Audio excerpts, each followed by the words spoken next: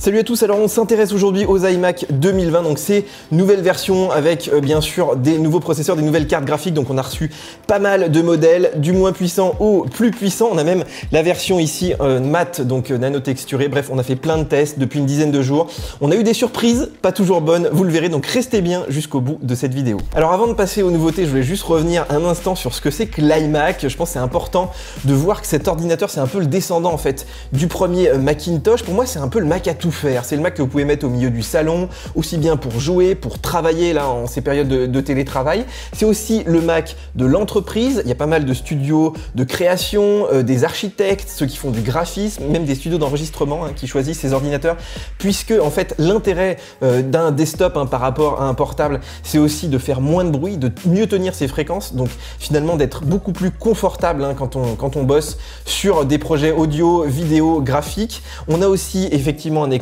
très grand. Cette année, il n'y a que le 27 pouces qui a été renouvelé, donc on est quand même sur du haut de gamme. Et puis moi, ce que je retiens surtout de l'iMac, c'est que c'est un des meilleurs, si ce n'est le meilleur rapport qualité-prix de la gamme Apple. On y reviendra, mais malgré son âge, ça reste toujours un excellent rapport qualité-prix. Bon, un petit mot sur le design, voilà, toujours depuis 2012. Je pense qu'il ne va pas changer avant les Mac ARM l'an prochain. Donc voilà, il faut voir aussi le bon côté des choses. On a toujours une très bonne dalle 27 pouces, Retina, True Tone aussi cette année, donc qui va s'adapter à la luminosité ambiante. Alors effectivement, on a toujours ces gros bords. Je pense qu'il faudra vraiment attendre l'an prochain pour avoir un design un petit peu plus affiné, mais il faut voir aussi les bons côtés, c'est-à-dire qu'on hérite aussi de tous les vieux ports de l'ancien design. On a encore de l'USB-A, on a toujours bien sûr du Thunderbolt, on a un lecteur SD, et surtout cette année il passe au standard UHS-2, donc beaucoup plus rapide. Il était temps, ça, si vous faites de la photo, de la vidéo, c'est vraiment cool. On a aussi un port Ethernet comme sur le Mac Mini qui passe en 10 Gigabit en option, donc là si vous avez de la fibre, si vous avez des NAS, ça peut être très pratique, ça peut rendre la machine beaucoup plus pérenne. Et puis n'oubliez pas les amis, c'est peut-être un des derniers Mac où on peut changer la RAM officiellement sans tout démonter. Donc là voilà, on peut rajouter de la mémoire, hyper pratique, hyper facile. D'ailleurs je vous mettrai des liens pour l'acheter moins cher. Donc voilà, un design un petit peu vieillot, mais vous savez ce qu'on dit, c'est parfois dans les vieux pots qu'on fait les meilleures soupes. Bon, on va parler de cette option mat nano-texturée qu'on a ici. Alors c'est très difficile de vous montrer la différence avec la caméra, c'est très dur à filmer, mais je pense que ça a suscité beaucoup d'emballement. Il y a beaucoup de gens qui se sont dit « Ah cool, le retour des écrans mat chez Apple ». Moi je vais doucher vos espoirs tout de suite, ça rend moins bien. C'est-à-dire quand vous comparez les deux, vous avez des polices qui bavent, vous avez des noirs qui sont moins noirs, vous avez des photos qui sont moins flatteuses, moins de contraste, moins de piqué. En fait c'est lié simplement à la technologie, le mat. L'idée c'est vraiment de faire de la diffraction de rayons lumineux, donc forcément vous allez dégrader un petit peu votre image. Alors est-ce que vous êtes prêt à faire ce compromis ou pas? Est-ce que vous êtes dans un environnement très compliqué que vous ne pouvez pas contrôler? La question elle est plutôt là aujourd'hui. Si vous avez des fenêtres partout, des spots partout, là je comprends. Si vous ne travaillez pas dans l'image, que vous faites du code, pas de problème, ça ira très bien. Par contre c'est vrai que sur les traitements photos, vidéo, voilà, même si vous regardez, si vous faites du web tout simplement, je trouve que c'est beaucoup moins flatteur, c'est beaucoup moins sympa, même pour écrire du texte. Donc voilà, à vous de voir vraiment, à vous de regarder en Apple Store, mais vraiment avant de prendre cette option, demandez-vous si vous ne pouvez pas simplement contrôler votre environnement, quitte à avoir donc une meilleure image à l'écran. Bon, nouvelle webcam 1080p, allez hop, on fait un petit test. Regarde, c'est pas mal, bon ça crame un peu derrière, la dynamique est pas dingue, mais justement il se focus sur ton visage. Tu vois, et puis nous, regarde, en plus là c'est un bon test, tu vois, il va pas trop me foncer ou pas trop t'éclaircir. Franchement, bravo Apple, hein. Et si on s'en va, regarde, on s'en va de l'image. Et ben là tu vois que derrière voilà, il remet de la luminosité correctement, donc voilà, en fait il détecte les visages, il nous favorise un petit peu, il fait pas de lifting. Ouais, bon je suis pas maquillée hein. Mais c'est ça. Je suis pas rasé non plus. Mais du coup voilà, on est enfin en 1080p, il était temps. On a aussi des meilleurs micros, qualité studio. Ouais. Voilà, bon vous verrez un petit peu, mais c'est bon pour faire de la visio et tout, c'est quand même cool. Donc voilà, on est passé, tu vois, 2012-2020 direct dans le 21e siècle comme ça. Voilà. Bon voilà, bonne qualité, c'est pas incroyable non plus, mais c'est tout à fait correct pour faire de la visio, pour faire des petites vidéos de temps en temps avec vos amis, pour faire un petit peu de YouTube. Pourquoi pas? Ils auraient pu mettre de la 4K, ils auraient pu mettre Face ID, je pense que tout ça arrivera, mais avec la prochaine génération ARM. En attendant, voilà, ils ont fait le job sur une machine à 2000 balles, il fallait au moins ça. Depuis quelques années d'ailleurs. Alors un mot sur le stockage, enfin il n'y a plus de disque à plateau dans les iMac. Par contre Apple nous a mis que 256 Go de SSD en entrée de gamme. Moi je trouve ça un peu abusé, je vous conseille vraiment 512 sur cette machine pour pas être trop juste. On peut monter jusqu'à 8 Tera, bon ça c'est plutôt cool. Alors je vous ai fait des petits tests de vitesse, c'est vrai qu'il y a des différences sur l'entrée de gamme, on est plutôt à 1 gigaoctet seconde.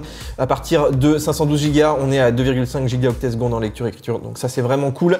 C'est hyper rapide. Alors un mot aussi sur l'évolution, voilà, ces SSD sont soudés, vous n'avez aucune possibilité d'évolution, même s'il y a des petits modules là sur les versions 4 et 8 Tera, mais dans tous les cas, vous ne pourrez pas la changer puisqu'en plus c'est chiffré avec la puce T2. Donc voilà, si vous voulez faire évoluer le stockage, mettez des SSD externes, ça se fait en Thunderbolt. On a des vitesses très rapides maintenant si vous voulez pas mettre trop d'argent dans le stockage interne. Alors nouvelle génération de processeurs cette année, on passe à la génération Comet Lake d'Intel, donc toujours en 14 nanomètres. Intel traîne des pieds comme vous le savez, mais on gagne quand même des cœurs en entrée de gamme. Alors on reste à 6, mais là par contre on a l'hyper-threading, donc 12 threads, ça donne en général 30% de perf en plus. On a aussi du 8 cœurs directement sur le haut de gamme, c'était plus une option, donc ça c'est plutôt cool. Et puis on a cette option donc à 10 cœurs, ça c'est une première sur Mac, donc pour 500 €, vous avez une puce spéciale, regardez, c'est une puce qui est pas référencée encore chez Intel. C'est pas la puce la plus haut de gamme, d'habitude on nous met des puces K à débloquer, c'est pas le cas. Par contre on a une enveloppe thermique un peu plus élevée, vous voyez, 125 watts. Donc voilà, 10 cœurs, 125 watts, on dit on va avoir des perfs de ouf. Restez bien juste après, puisqu'on en parle, on va voir quelques petites surprises. Alors un mot sur les petits tests synthétiques, Geekbench, Cinebench, bon tout ça est très théorique, mais on voit quand même que l'ajout de l'hyper-threading, le passage à 8 cœurs de série, ça permet vraiment de monter en gamme par rapport à 2019, hein. Là c'est très clair, à configuration équivalente. Alors on reste toujours derrière les Mac Pro, évidemment, qui ont beaucoup plus de cœurs, hein, 12 cœurs, 16 cœurs, etc. Donc ça c'est tout à fait normal. Par contre, regardez, suivant les tests, notre version à 10 cœurs, donc en option assez chère, eh ben, elle se démarque pas tellement de l'option i7. C'est assez étonnant, on a une enveloppe thermique plus élevée, on a 2 cœurs de plus, donc on devrait avoir là des barres beaucoup plus longues dans nos tests. Et ben c'est pas le cas. Bon, du coup j'ai fait quelques petits tests dans des applications, déjà Logic qui utilise uniquement le CPU, hein, ceux qui font de l'audio le connaissent bien. Alors déjà regardez, il y a un gain quand même qui est assez léger, on gagne quelques pistes par rapport à l'an dernier, mais c'est vrai que je m'attendais à un petit peu plus. Mais en fait voilà, Logic ça demande quand même de maintenir ses fréquences très élevées, ça pompe vraiment le CPU à 100%. Par contre la grosse surprise ça a été le 10 cœurs. Regardez, on est à 20 pistes de moins que le Core i7 de 8 cœurs. J'y croyais pas, hein, j'ai refait les tests pas mal de fois. En fait, il est incapable de tenir ses fréquences, il est incapable de monter en fréquence et il s'effondre tout de suite, ce qui fait que là, dans des logiciels comme ça, il n'est pas du tout intéressant. J'étais vraiment très surpris, je me suis dit, bah tiens, dans Logic, d'avoir plein de cœurs, c'est quand même cool, mais il faut quand même des cœurs qui maintiennent les fréquences, si vous avez des cœurs autour de 1 GHz. Ça ne sert à rien. Je vous ai mis quand même les MacBook Pro, le Mac Pro et tout pour vous donner des points de comparaison. Le Mac Pro, lui, est quand même loin devant. Mais quand même, moi je m'attendais à tellement mieux cette année, j'étais un petit peu déçu sur ce plan-là. Bon, du coup j'ai fait d'autres tests, notamment avec Vue, qui est un logiciel de 3D qui utilise là aussi beaucoup le CPU et uniquement le CPU. Et vous voyez qu'on a des résultats, le i7 est devant le i5, donc ça c'est assez logique. Mais là encore, on a le i9 derrière le i7, c'est quand même complètement fou. Et puis il est vraiment plus lent. Alors malgré une enveloppe thermique plus élevée, malgré 2 cœurs de plus, mais en fait regardez, les cœurs, ils plafonnent des fois à 1 GHz. Alors on a des cœurs très rapides, mais on a des cœurs qui sont lents, contrairement à la version à 8 cœurs qui, elle, se maintient, même le cœur le plus lent, il est en général toujours autour de 4 GHz. Donc c'est très pénalisant d'avoir ce 10 cœurs en fait qui s'effondre et du coup on perd tout l'intérêt d'avoir 2 cœurs de plus. Alors j'ai aussi fait des tests dans Premiere Pro là avec un export qui utilise exclusivement le CPU. Et bien regardez, on a le i5, le i7 et le i9 qui est encore plus lent, donc vraiment ce i9 a clairement un problème. Je pense que c'est lié à l'architecture du Mac qui n'arrive pas assez bien à refroidir tout ça. Apple n'a pas assez bien repensé cette ventilation et puis aussi peut-être à l'enveloppe thermique qui n'est pas assez élevée, hein, puisque même sur PC ils ont quand même des soucis avec ces versions 10 cœurs, c'est pas uniquement propre au Mac. En tout cas, malgré ce processeur taillé pour Apple, vous voyez qu'ici on n'en profite pas du tout, en tout cas dans ces logiciels qui nécessitent beaucoup de puissance CPU. Alors je vous ai aussi fait des petits tests sous Final Cut. Alors Final Cut c'est biaisé, hein, puisqu'il utilise le CPU et le GPU, et là la version 10 cœurs elle a aussi la 5700, donc logiquement c'est plus rapide. En tout cas là dans nos tests on a un bon étagement, hein, par rapport à l'an dernier, on gagne surtout sur l'entrée de gamme en fait, sur le Core i3, Core i5. Là on a des gains qui sont assez intéressants, mais ça dépend des tests, hein. Regardez par exemple en ProRes là sans effet, donc sans le GPU, et ben là il y a encore peu de différence entre le 8 cœurs et le 10 cœurs, ça reprend un petit peu ce que je disais jusqu'avant. Quelque chose qui est assez intéressant aussi, c'est de voir que la Vega 48 avec le 8 cœurs de l'an dernier reste encore très compétitif, hein, sous Final Cut. Donc voilà, si vous voulez cette machine un petit peu moins chère sur le refurb, ça peut être aussi intéressant face au nouveau modèle. Alors maintenant on va parler un peu de la partie graphique, puisqu'on passe sur la série 5000, donc gravée à 7 nanomètres, hein, c'est quand même une grosse étape cette année. On n'a pas de mémoire ultra rapide, pas de HBM, mais tant mieux, c'est un petit peu moins cher. On a toujours entre 20 et 40 unités de calcul pour ceux qui font du GP, GPU, donc voilà, là c'est à peu près comme l'an dernier. D'ailleurs quand vous regardez les perfs théoriques, hein, c'est assez marrant parce qu'elles n'ont pas l'air beaucoup plus rapides que celles qu'elles remplacent, voilà, même si Apple évoque des chiffres bien plus élevés dans les applications, ce qu'on va voir juste après. Alors un petit rappel aussi, la carte la plus haut de gamme, donc la 5700 XT, ça reste quand même du milieu de gamme d'il y a un an. Il y a sûrement la 5900 qui va arriver. Nvidia défonce toujours AMD, hein, faut quand même pas l'oublier, même s'ils gravent des fois un petit peu moins finement.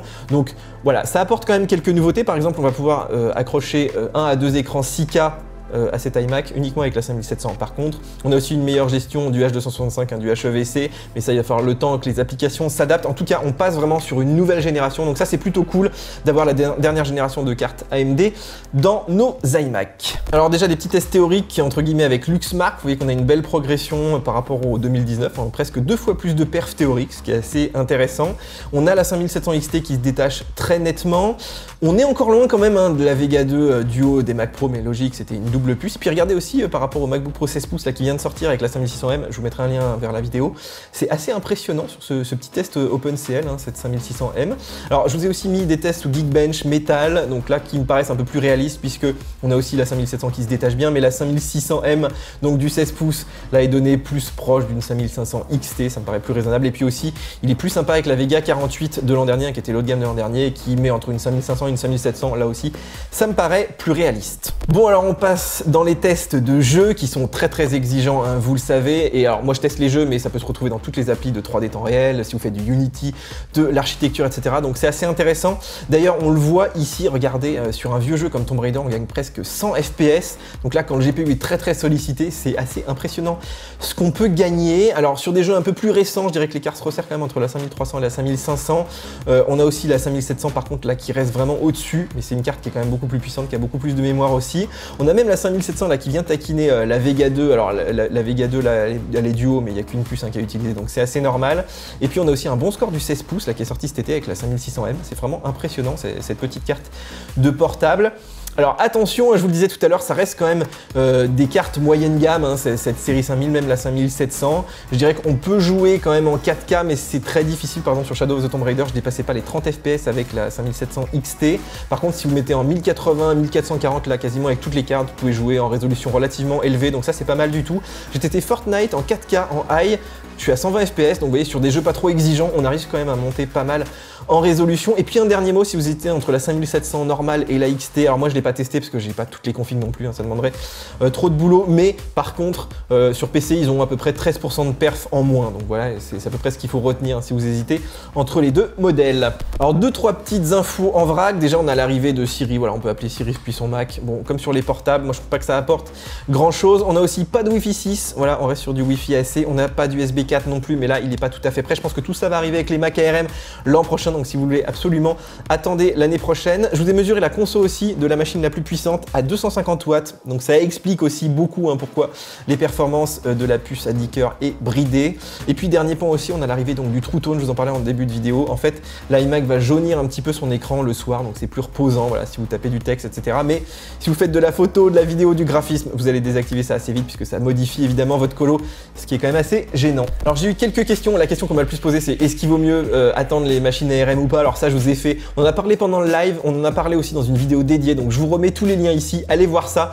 Globalement, moi je vous conseille quand même de rester sous Intel le plus longtemps possible puisque vous savez ce que vous avez, vous savez pas ce que vous allez perdre à l'avenir, donc voilà, faut attendre quand même quelques années avant que les Mac ARM se fassent. Donc si vous avez besoin d'un ordinateur, achetez-le maintenant, vous posez pas trop de questions. Et d'ailleurs j'ai eu une autre question, est-ce qu'il vaut mieux prendre un iMac Pro ou ces ordinateurs, parce que les iMac Pro on arrive à les avoir en promo, ils ont déjà 3 ans. Alors regardez, par exemple je vous ai fait un petit test, Apple a déjà viré la version 8 cœurs hein, qui est plus du tout assez puissante par rapport à ses iMac, et même la version 10 cœurs là, regardez, elle se fait rattraper hein, par le 8 cœurs d'aujourd'hui. Même les cartes graphiques, regardez, c'est assez vieillot hein, les Vega 5664, déjà en termes de connectivité, vous pouvez pas brancher les mêmes types d'écran dessus, et puis surtout, bah regardez ici sous Luxmark, on est derrière la 5700 XT, donc franchement, pour moi, il vaut mieux prendre un iMac 2020 boosté plutôt qu'un iMac Pro, quitte à rajouter un petit iGPU d'ici quelques années, sauf si vous avez vraiment une grosse affaire hein, sur les 18 cœurs. Le seul intérêt de l'iMac Pro, c'est qu'il ventile un petit peu mieux, on a des Xeon un peu plus costauds, mais c'est quand même des machines qui ont déjà 3 ans, donc voilà, moi je penche plutôt quand même pour les iMac 2020. Bon, alors pour conclure, déjà, est-ce que c'est une bonne cuvée? Bah oui, dans l'ensemble, là, on a une montée en gamme qui est évidente, on a des meilleurs perfs. Je pense que la meilleure affaire, c'est quand même le 8 cœurs avec la 5700, et si vous voulez vraiment des très bonnes perfs, évitez le 10 cœurs, franchement, le gain, des fois, il n'y a pas de gain, c'est même le contraire. Le modèle de base, il est très puissant, donc très bien, mais je trouve le SSD un petit peu light, donc je pense qu'il vaut mieux prendre le second modèle, là, qui a 512 Go, et puis qui est un petit peu plus rapide. Franchement, j'étais très content d'avoir une nouvelle webcam là pour tout ce qui est télétravail, c'est quand même hyper cool. On a toujours une machine qui est bien upgradable malgré tout, on peut mettre des SSD externes, on peut changer la RAM, on a toujours plein de connectiques, un lecteur SD, etc., des vieux USB. Donc vraiment pour moi, c'est une machine, c'est peut-être la dernière d'une génération, mais elle vaut quand même largement le coup. On est arrivé au summum de ce que Apple peut faire, je pense, avec ses iMac sans revoir totalement le concept. Méfiance donc, je le redis sur le traitement anti-reflet, prenez-le vraiment que si vous avez vraiment pas le choix, mais moi je vous invite vraiment à aller voir tout ça en Apple Store pour bien comparer avant d'acheter. Et puis dernier point aussi, n'oubliez pas le refurb, Apple reconditionne donc ses anciens modèles, c'est quasiment des machines neuves, donc ça peut valoir le coup de prendre par exemple le haut de gamme de l'an dernier plutôt que d'un entrée de gamme de cette année, donc je vous mettrai aussi les petits liens vers le refurb. Voilà les amis, j'espère que j'ai été assez complet dans ce test, que je vous ai aidé à choisir donc votre modèle. Bien sûr, vous pouvez toujours me poser des questions dans les commentaires, j'y répondrai avec plaisir. Et puis bien sûr, je vous ferai un petit test écrit avec les benches, il y en a qui disent des fois que ça va un petit peu trop vite dans ces vidéos, donc là aussi, pas de souci, ça sortira. Bien sûr, on like, on s'abonne à la chaîne, il y a plein de vidéos hyper cool là que je vous ai préparées cet été, et puis on télécharge nos applications mobiles. Mac Forever, c'est de l'actu et des bons plans toute l'année. En tout cas, nous, on se retrouve très bientôt sur YouTube pour une nouvelle vidéo. Ciao, ciao. Aside from my soul.